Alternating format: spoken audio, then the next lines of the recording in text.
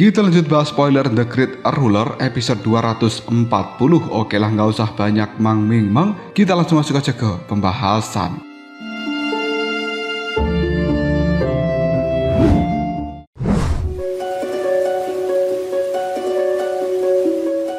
Muzhen akhirnya berhasil menciptakan sebuah keajaiban. Dengan kekuatan sendiri dia mengalahkan orang-orang dari cabang keluarga Xuan yang merupakan cabang terkuat di dalam klan Buddha kuno. Dia juga telah berhasil merebut kembali kursi Dewan Tetua untuk cabang keluarga Qing. Kemenangan itu membuat seluruh hadirin di dalam stadion besar ini pun terdiam. Semua orang menyadari bahwa meskipun Muzhen baru berada di tahap awal tingkat roh dari penguasa surgawi, tapi dia telah mampu menumbangkan lawan yang bahkan telah mencapai tingkat abadi penguasa surgawi. Banyak kekuatan besar mulai menganggap Muzhen sebagai calon ahli yang tidak tertandingi di masa depan nanti. Namun kemenangan Muzhen itu justru memicu kemarahan orang-orang dari cabang keluarga Xuan. Xuan Guang sebagai seorang pemimpin dari cabang keluarga ini menuntut supaya status dari Muzhen sebagai pemimpin cabang keluarga Qing dicabut dengan alasan bahwa Muzhen masih menyandang gelar putra berdosa. Cabang keluarga Mo juga ikut memberikan dukungan atas usulan itu. Sementara sebagian besar para dewan tetua akhirnya menyetujui sidang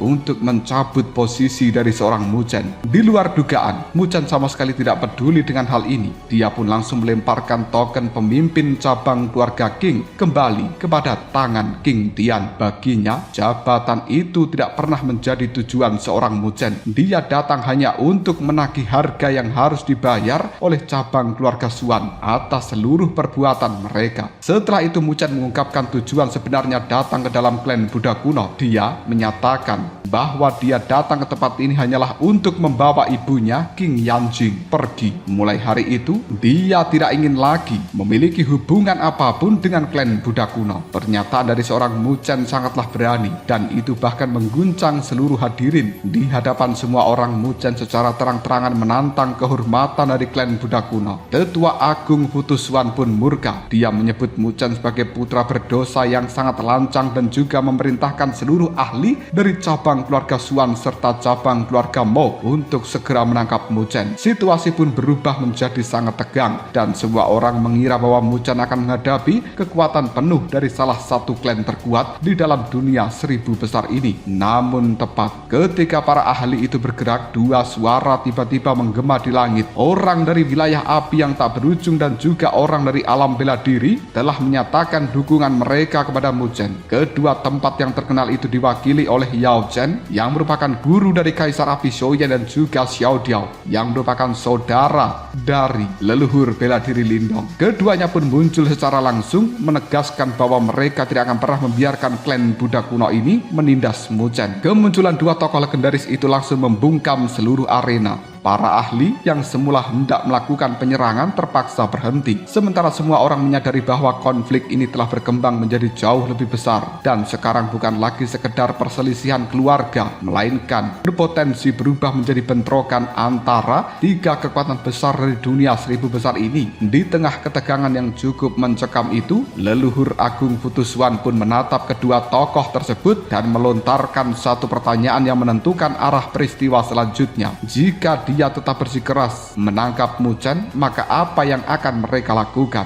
Tetua Agung Futusuan menegaskan bahwa aturan di dalam klan ini tak pernah diubah hanya demi seorang Muzhen. Meskipun wilayah api yang tak berujung dan juga alam bela diri datang memberikan dukungan, tapi Tetua Agung Futusuan tetap menolak untuk tunduk. Bahkan dia menyatakan bahwa hanya Kaisar Api dan juga leluhur bela diri Lindong yang layak berbicara di dalam tempat ini. Sementara Yao Chen dan juga Xiao Diao dianggap belum memiliki kedudukan yang setara. Dengan satu perintah, Tetua Agung Futusuan memerintahkan Xuan Guang dan juga Mo Qin untuk memimpin para tetua demi menangkap seorang Muzhen. Lebih dari 10 orang penguasa surgawi segera bergerak, mengepung dari berbagai arah. Tekanan mengerikan membuat semua orang yakin bahwa Muzhen tidak akan pernah mampu melawan kekuatan sebesar itu. Namun Yao Chen dan juga Xiao Diao, mereka berdua tidak tinggal diam. Keduanya mengeluarkan merupakan sebuah relik suci tingkat sains yang sangat langka. Mangkok sedekah berlapis glasir 8 leluhur dengan gabungan kekuatan dari mereka. Relik itu pun akhirnya diaktifkan hingga memancarkan cahaya 8 warna yang mengguncang langit dan bumi. Dalam sekejap saja mangkok raksasa itu segera turun dari langit yang kemudian menyegel Tetua Agung Putusuan di dalamnya. Seluruh hadirin di dalam stadion besar ini pun langsung tercengang. Mereka semuanya mengira bahwa mereka akan membantu Muchen menghadapi para tetua, tapi ternyata sasaran dari Yao Chen dan juga Xiao Diao adalah Tetua Agung Putusuan. Meskipun demikian, Tetua Putusuan tetap tenang. Dari dalam segel dia memerintahkan supaya penangkapan Muchen terus dilanjutkan. Di sisi lain Lin Jing dan juga Xiao Xiao pun kebingungan kenapa Muchen dibiarkan menghadapi begitu banyak musuh seorang diri. Barulah Xiao Diao mengungkapkan bahwa semua ini adalah rencana Muchen sendiri. Dia hanya meminta mereka menahan Tetua Putusuan, sementara para tetua yang lainnya akan dia hadapi dengan caranya sendiri. Meskipun ragu, Lin Jing dan juga Xiao Xiao pada akhirnya memilih mempercayai keyakinan dari Muchen. Sementara itu cabang keluarga Qing, mereka akan secara diam-diam bersiap memberikan bantuan apabila keadaannya menjadi semakin buruk. King Tian bahkan bertekad menciptakan kekacauan supaya Muchen punya kesempatan untuk bisa melarikan diri apabila keadaan sudah tidak terkendali. Tidak lama kemudian kepungan dari para tetua itu pun semakin rapat. Suan Guang dan juga Mo Qin mengejek Muchen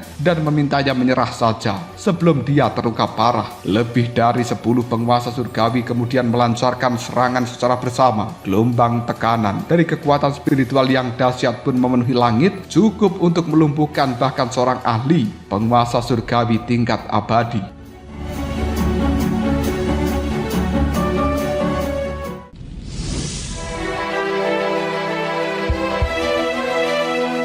Semua orang pada akhirnya mengira bahwa akhir dari Muchen telah tiba. Namun tepat ketika serangan itu hampir mengenai Muchen, bocah yang sejak tadi memejamkan matanya, perlahan mata itu terbuka. Dengan tatapan mata penuh keyakinan, Muchen pun tersenyum. Dia kemudian berdiri tanpa sedikit pun rasa takut, seolah-olah telah menyiapkan sebuah kartu draft yang akan mengubah jalannya pertempuran ini. Tidak butuh basa-basi, Muchen pada akhirnya mengungkapkan kartu draft yang selama ini telah dia sembunyikan. Dengan penuh amarah dia bersumpah akan membalas seluruh penderitaan yang telah membuat dirinya dan juga sang ibu terpisah selama puluhan tahun. Seketika sebuah segel roh muncul di kedua mata Muchen dan kemudian langit dari dunia Buddha kuno ini berubah drastis. Matahari, bulan, bintang seolah muncul bersamaan membentuk sebuah formasi roh raksasa yang telah menyelimuti seluruh dunia. Semua orang dibuat terkejut ketika menyadari bahwa formasi itu bukanlah formasi biasa melainkan formasi roh pelindung dari klan Buddha kuno. Benteng pertahanan terkuat yang diwariskan oleh leluhur dari klan Buddha kuno ini, Suan Guang dan juga Motong, langsung pucat pasi. Mereka tidak percaya bahwa Muchen mampu mengendalikan formasi yang bahkan menjadi kebanggaan dari seluruh klan Buddha kuno. Barulah pada saat itu semua orang memahami alasan kenapa Muchen percaya diri. Tanpa disadari siapapun dia telah menguasai kendali atas formasi pelindung dari klan ini. Bahkan Yao Chen dan juga Xiao Diao mengakui bahwa langkah Muchen benar-benar cerdas. Kini selama Tetua Agung Putusuan masih disegel di dalam mangkok, maka tidak ada seorang pun yang mampu menghentikan seorang Muchen. Pada akhirnya Muchen segera menggerakkan formasi roh pelindung dari klan Buddha kuno. Puluhan sinar cahaya spiritual raksasa turun dari langit yang kemudian langsung menghancurkan seluruh serangan dari para tetua cabang Suan dan juga cabang Mo. Para tetua yang semula begitu percaya diri akhirnya panik. Mereka juga mencoba melarikan diri, tapi Muchen tak pernah memberikan kesempatan untuk orang-orang ini. Dengan satu lambaian tangannya, lebih dari selusin gunung permata raksasa terbentuk di atas langit, yang kemudian gunung-gunung itu membawa kekuatan yang luar biasa menghancurkan ruang di sepanjang perlintasannya, sebelum akhirnya menghantam para tetua yang sedang melarikan diri. Dalam sekejap saja, seluruh tetua itu pun tertindih di bawah gunung kristal raksasa dan tak mampu melakukan pergerakan sedikit pun. Semua orang di dalam tempat ini hanya bisa terdiam. Para ahli dari klan Buddha kuno yang sebelumnya begitu angkuh, kini mereka tak berdaya. Bahkan para pemimpin dari berbagai kekuatan besar hanya bisa menarik napas panjang melihat seorang pemuda berhasil menundukkan begitu banyak para penguasa surgawi sekaligus. Namun pertempuran pun belum berakhir. Xuan Guang yang telah dipenuhi dengan amarah langsung menyerang Mu Chen dengan tubuh dharma tertinggi miliknya. Akan tetapi Mu Chen membalas menggunakan tangan raksasa dari formasi roh pelindung klan Buddha kuno. Hanya dengan satu tamparan, tubuh dharma dari Xuan Guang dihantam, jatuh hingga menghancurkan bumi. Menyadari tak mampu menang sendirian, Xuan Guang kemudian memanggil Motong untuk bergabung dengan dirinya. Dua ahli tingkat abadi akhir dari penguasa surgawi ini pun kemudian melancarkan serangan gabungan yang bisa mengguncang langit dan bumi. Meskipun begitu, Mu Chen tetap berdiri tenang. Berkat kekuatan formasi roh pelindung dari klan Buddha kuno, setiap serangan mereka berhasil dipatahkan. Secara perlahan keadaan pun mulai berbalik. Xuan Guang dan juga Motong mulai kehabisan tenaga, sementara Mu Chen justru semakin mendominasi pertarungan. Saat melihat kedua lawannya mulai melemah, Mu Chen kembali mengangkat telapak tangan dan kemudian dua gunung permata raksasa yang jauh lebih besar daripada sebelumnya perlahan turun dari langit, membawa kekuatan menghancur yang membuat seluruh hadirin hanya bisa menahan nafas, menandakan bahwa serangan penentu kemenangan akan segera dimulai. Dua gunung permata raksasa yang telah diciptakan Mu Chen menghantam Xuan Guang dan juga Motong tanpa ampun. Meskipun keduanya telah mengerahkan tubuh dharma tertinggi hingga batas maksimal,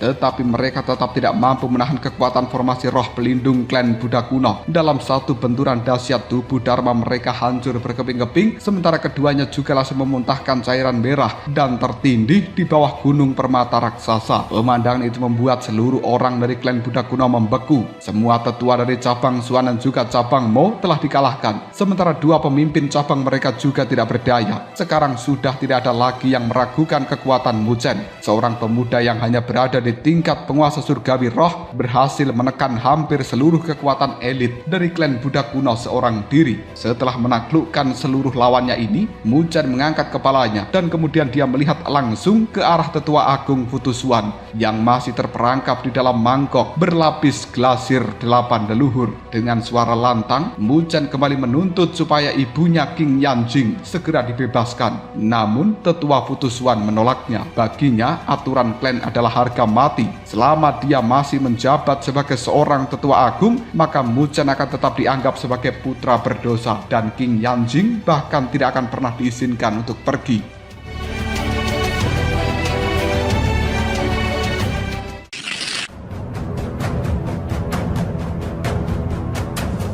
Penolakan itu disertai dengan ledakan aura mengerikan khas seorang penguasa surgawi tingkat suci, membuat langit dan bumi seolah berguncang. Melihat situasi semakin genting, Yao Lao atau Yao Chen dan juga Xiao Dao segera memperkuat kekuatan mangkok berlapis glasir 8 leluhur untuk terus menyegel Futu Xuan. 8 naga energi kemudian muncul mengelilingi mangkok tersebut dan menyerang tanpa henti. Akan tetapi kekuatan dari tetua agung Futu Xuan benar-benar berada di tingkat yang berbeda. Dia kemudian membentuk roda cahaya hitam putih yang menghancurkan seluruh serangan naga energi. Lalu dengan satu ledakan dahsyat berhasil memecahkan segel yang kemudian keluar dari dalam mangkok suci itu. Yao Chen dan juga Xiao Diao bersiap untuk bertarung kembali, tetapi Mu Chen segera menghentikan mereka berdua. Dia tidak ingin kedua senior itu terluka hanya karena membantu dirinya. Meskipun begitu, keduanya memberikan peringatan yang keras kepada Futu Xuan jika ada yang mencoba menindas Mu Chen dengan kekuatan atau usia mereka, maka Kaisar Api Shoyen dan juga leluhur bela diri Lindong kemungkinan akan turun tangan sendiri secara langsung ke dalam klan Buddha kuno. Peringatan itu membuat seluruh orang yang hadir menjadi semakin tegang, tetapi Futu Xuan tetap tidak bergeming. Dia menegaskan bahwa tidak seorang pun berhak ikut campur di dalam urusan klan Buddha kuno ini. Baginya hari ini Mu Chen tetap harus ditangkap apapun yang terjadi. Pertarungan terakhir pun dimulai. Mu Chen kembali mengaktifkan formasi roh pelindung klan dan juga menghujani tetua Futusuan dengan ribuan aliran energi spiritual. Tapi sayangnya kali ini lawannya adalah seorang ahli tingkat suci sejati dengan roda cahaya hitam putih. Futusuan menghancurkan seluruh serangan yang datang dan terus maju tanpa terhentikan. Mu Chen pun mulai menyadari kenyataan pahit. Meskipun dia telah menguasai formasi roh pelindung klan Buddha kuno ini yang sangat luar biasa, tapi kekuatan dari seorang penguasa surgawi tingkat roh seperti dirinya masih belum cukup untuk sepenuhnya menandingi seorang penguasa surgawi tingkat sain seperti Futusuan. Dan pertarungan di antara keduanya telah memasuki babak yang sesungguhnya. Banyak ahli yang telah menyaksikan pertarungan itu pun mulai berbisik, meyakini bahwa Mu Chen hanya mampu menggunakan sebagian kecil dari kekuatan formasi pelindung klan ini. Kekalahan tampaknya hanya tinggal menunggu waktu saja. Namun di balik sikap tenangnya, Mu Chen ternyata memiliki tujuan lain. Dia memanfaatkan hubungan batinnya dengan formasi roh pelindung untuk menyebarkan kesadarannya ke seluruh wilayah dari klan Buddha kuno ini. Dia mencari jejak aura yang sangat dikenalnya, aura yang telah ditinggalkan oleh sang ibu. Tak lama kemudian, kesadaran milik Zhou Yan telah menemukan sebuah menara kuno tempat King Yanjing berada. Dengan suara penuh kerinduan, Mu Chen pun memanggil, "Ibu, anakmu telah datang untuk menjemputmu pulang." Di dalam menara itu, King Yanjing yang selama ini terkurung langsung merasakan kehadiran dari sang putra. Air matanya pun langsung mengalir tanpa henti. Namun setelah itu tatapan matanya berubah tegas. Aura lembut yang selama ini menyelimutinya pun berganti menjadi aura dingin dari seorang ahli tertinggi. Dalam hatinya dia berjanji bahwa mulai hari itu tak seorang pun akan bisa lagi menindas anaknya. Sementara itu di medan pertempuran, Futusuan terus mendesak maju. Seluruh serangan dari formasi roh pelindung dihancurkan satu persatu. Bahkan gunung harta karun raksasa yang merupakan gunung kristal sebelumnya mampu menundukkan Xuan Guang dan juga Motong kini dihancurkannya dengan satu serangan roda cahaya hitam dan putih miliknya. Di sisi lain banyak orang mulai kehilangan harapan. King Tian dan juga King Xuan hanya bisa memikirkan cara untuk menyelamatkan Mu Chen jika sampai dia benar-benar tertangkap. Bahkan para tamu dari klan Maha Kuno menertawakan keadaan itu, menganggap Mu Chen terlalu sombong karena berani menantang seorang ahli penguasa surgawi tingkat sain. Tidak lama kemudian Futusuan melancarkan serangan penentu. Roda cahaya hitam putih berubah menjadi tangan raksasa yang telah menembus formasi roh pelindung sedikit demi sedikit, dan akhirnya tangan itu berhasil mencapai Mu Chen dan berusaha menangkapnya secara langsung. Futusuan bahkan menyatakan bahwa karena King Yanjing gagal mendidik putranya, maka dia sendiri yang akan mengajarkan arti menghormati para tetua. Seluruh hadirin yang berada di dalam tempat ini pun mengira bahwa semuanya telah berakhir. Bahkan Lin Jing mendesak Xiao Diao untuk segera memanggil ayahnya, yaitu leluhur bela diri Lindong dan juga Kaisar Api Zhou Yan, supaya keduanya turun tangan sendiri. Namun tepat pada saat yang paling kritis, ruang yang ada di belakang Mu Chen tiba-tiba terbelah. Seorang wanita cantik berbaju putih melangkah keluar dengan wibawa luar biasa. Bersamaan dengan itu terdengar suara dingin yang menggema di seluruh langit ini. "Futusuan, anak dari King Yanjing, bukanlah orang yang berhak kau hukum sesuka hatimu." Seketika sebuah formasi roh raksasa menyerupai galaksi telah muncul dan dengan mudah menghancurkan tangan hitam putih dari Futusuan. Semua orang di dalam stadion besar ini pun terkejut ketika mereka menyadari bahwa wanita itu adalah seorang Grandmaster formasi spiritual tingkat sain. Dan yang lebih mengejutkan lagi, wanita itu tidak lain adalah King Yanjing, ibu dari Mu Chen yang akhirnya muncul untuk melindungi sang putra setelah puluhan tahun terpisah.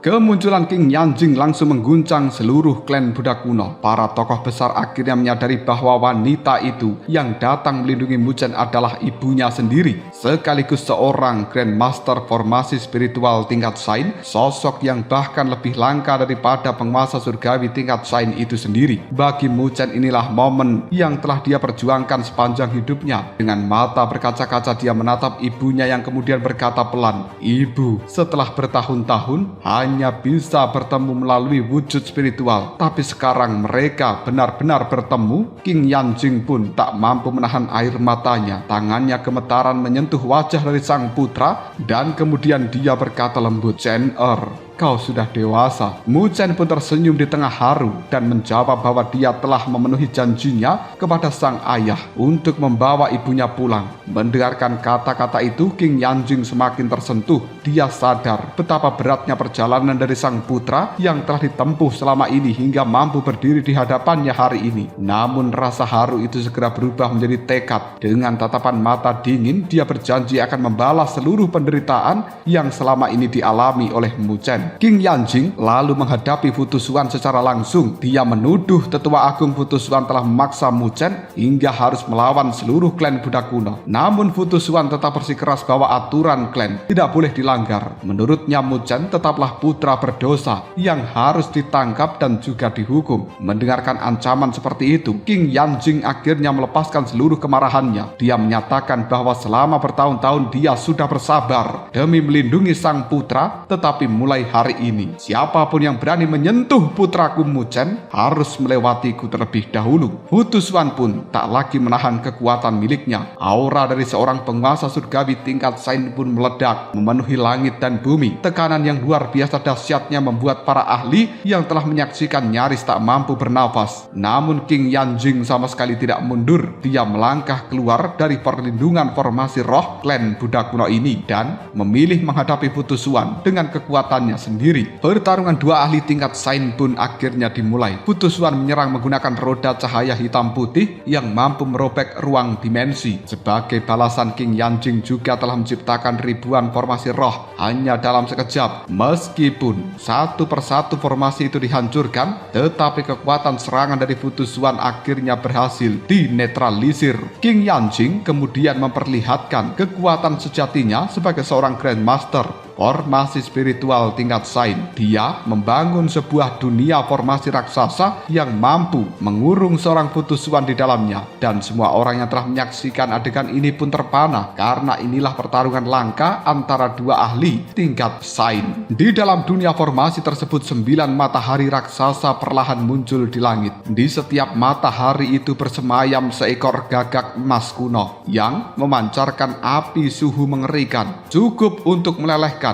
seorang penguasa surgawi biasa. Dengan teriakan yang mengguncang langit, 9 gagak emas itu melepaskan semburan api matahari ke arah Fu Tuzuan. Hal ini menandai dimulainya duel puncak yang akan menentukan nasib dari Mu Chen dan juga ibunya. Di dalam dunia formasi roh ciptaan dari King Yanjing, 9 matahari telah mengeluarkan gagak emas yang kemudian melakukan semburan yang langsung berubah menjadi kewali emas raksasa yang telah menjebak Fu Tuzuan di dalamnya. Seluruh kekuatan dari api matahari kemudian dipadatkan menjadi 9 tetes magma emas yang masing-masing memiliki kekuatan pemusnahan sebuah dunia. King Yanjing melepaskan 9 tetes magma emas itu ke arah Fu Tuzuan dan kemudian Fu Tuzuan pun segera menciptakan Goa Futu, sebuah teknik pertahanan berwarna hitam putih yang mampu menahan serangan tersebut. Namun sesaat kemudian pertahanan itu justru meledak dari dalam. Ledakan dahsyat mengguncang seluruh formasi roh, membentuk awan jamur emas raksasa. Meskipun berhasil bertahan, tubuh dari Fu Tuzuan tetap hangus terbakar dan membuat semua orang di dalam tempat ini yang telah menyaksikan, mereka sadar bahwa kekuatan dari Grandmaster formasi spiritual tingkat sains benar-benar luar biasa, dipermalukan di seluruh klan Buddha kuno. Fu Tuzuan pada akhirnya mengambil keputusan yang cukup mengejutkan. Dengan suara lantang dia memanggil kartu traf terbesar dari klan, yaitu Menara Leluhur. Mendengarkan nama itu, seluruh anggota dari klan Buddha kuno langsung pucat. Menara Leluhur merupakan pusaka tertinggi yang selama puluhan ribu tahun ini menjaga kejayaan dari klan Buddha kuno. Bahkan seorang ahli tingkat sains pun tidak akan pernah berani meremehkan kekuatan dari Menara Leluhur. Tidak lama kemudian langit pun terbelah. Sebuah menara batu kuno kuno yang ukurannya seolah menembus langit perlahan turun. Tekanan yang dipancarkan dari menara leluhur itu membuat para penguasa surgawi pun gemetaran, dan semua orang yakin bahwa kali ini King Yanjing tak mungkin mampu untuk melakukan perlawanan. Fu Tuzuan mengendalikan menara leluhur untuk menyegel King Yanjing sekali lagi, sama seperti yang telah dia lakukan bertahun-tahun yang lalu. Namun ketika menara itu hampir menimpa tubuh dari King Yanjing, sesuatu yang mustahil pun terjadi. King Yanjing hanya mengangkat satu tangan, lalu menara leluhur itu pun berhenti di udara dan tidak bergerak sedikit pun. Seluruh orang di dalam tempat ini pun seketika sunyi. Semua anggota dari klan Buddha kuno tercengang. Bahkan Fu Tuzuan sendiri tidak percaya melihat pusaka tertinggi dari klan mengabaikan perintahnya.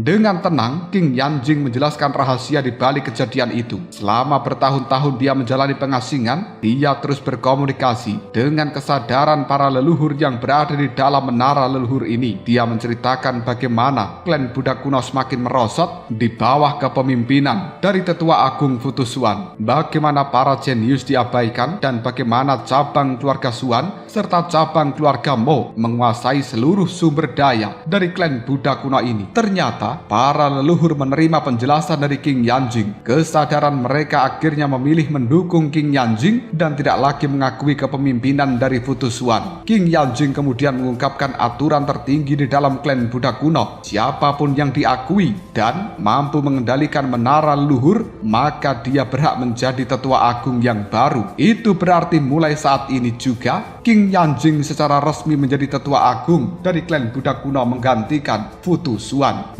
Berita itu pun langsung mengguncang seluruh klan Buddha kuno. Cabang keluarga King bersorak dengan penuh kegembiraan karena akhirnya mendapatkan pemimpin yang mereka hormati. Sebaliknya cabang Suan dan juga cabang Mo, mereka semuanya langsung pucat dan mereka sadar masa kejayaan dari orang-orang ini telah berakhir. Sementara itu Fu Tuzuan hanya bisa terdiam, wajahnya penuh dengan penyesalan. Untuk pertama kalinya dia mulai mempertanyakan semua keputusan yang selama ini diyakininya sebagai sebuah kebenaran. Setelah merenung cukup lama, Fu Tuzuan akhirnya mengakui sebuah kenyataan. Dengan senyuman pahit, Fu Tuzuan menyatakan bahwa dirinya akan mematuhi aturan yang selama ini telah dia junjung tinggi. Dia benar-benar mengundurkan diri dari jabatan Tetua Agung dan memilih menjalani kehidupan di dalam pertapaan. Sebelum pergi, Fu Tuzuan mengakui bahwa jika klan Buddha kuno bisa menjadi jauh lebih baik di bawah kepemimpinan dari King Yanjing, maka mungkin selama ini dialah yang telah keliru. Dengan demikian, pertarungan panjang ini berakhir tanpa kehancuran dari klan Buddha kuno. Mu Chen juga telah berhasil memenuhi janjinya untuk menyelamatkan sang ibu. Sementara King Yanjing bukan hanya mendapatkan kebebasan, tetapi dia juga resmi menjadi pemimpin baru dari klan Buddha kuno ini, membuka lembaran baru bagi masa depan seluruh klan Buddha kuno.